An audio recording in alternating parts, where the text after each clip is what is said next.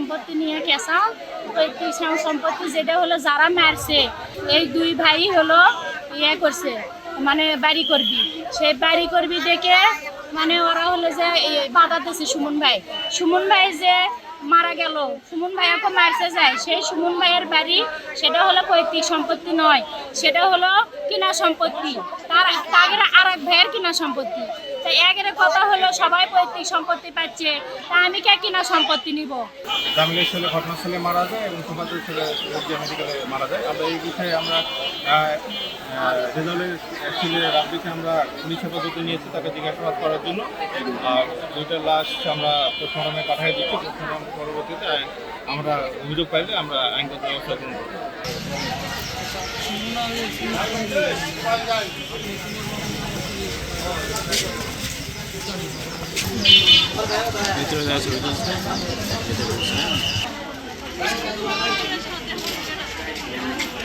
ঈদ আসবে, সাথে ক্যাশব্যাকও আসবে। নিজের বা প্রিয়জনের জন্য কেনাকাটায় এবারও নগদ পেমেন্টে পাচ্ছেন দারুণ ক্যাশব্যাক। তাই যাই কিনুন, পেমেন্ট করুন নগদে।